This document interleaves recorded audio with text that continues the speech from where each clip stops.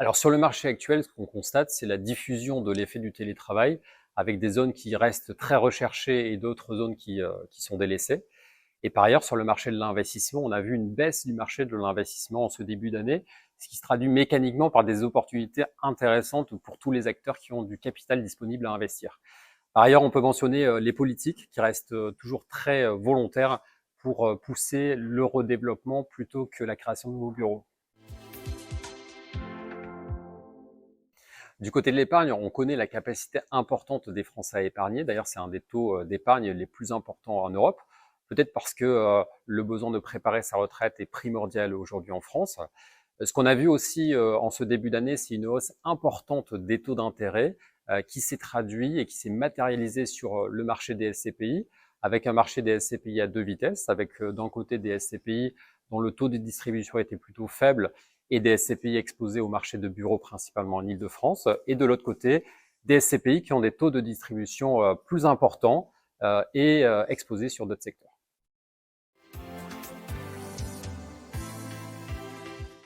Alors, il est à noter que Novaxia Neo est une SCPI jeune et diversifiée, avec un choix drastique apporté à la sélection des actifs, notamment pour répondre aux besoins de l'article 9 SFDR et de sa labellisation ISR, soit le plus haut niveau d'exigence environnementale. Deuxième facteur de réassurance, nous avons suivi les recommandations de notre régulateur pour l'expertise de notre patrimoine au 30 juin.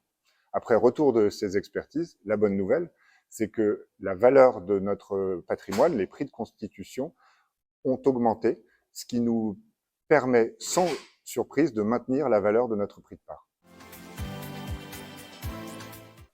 On maintient le prix de part de la SCPI Neo.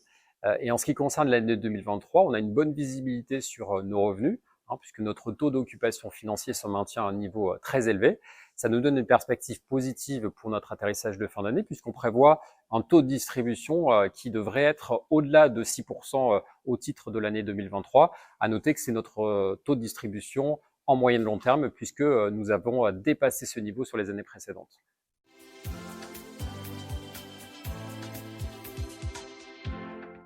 Ah là, un truc foncièrement à part. Neo, qui tient d'ailleurs à l'ADN de Novaxia Investissement. Nous sélectionnons des actifs à haut rendement, avec des locataires solides, mais systématiquement avec un élément supplémentaire qui est, dès la sélection des actifs, la capacité de flexibilité, de réversibilité des actifs. Dès les comités d'investissement, nous savons, en cas de départ des locataires, ce que nous pourrions faire dans le cadre d'un recyclage de cet actif. Ce n'est pas évidemment la solution première que nous visons, mais plutôt un parachute, un airbag qui permet, dans le cas d'un immeuble où le marché locatif serait un petit peu plus délicat, de trouver une autre solution que d'accorder des franchises de loyer pour créer de la valeur sur un actif.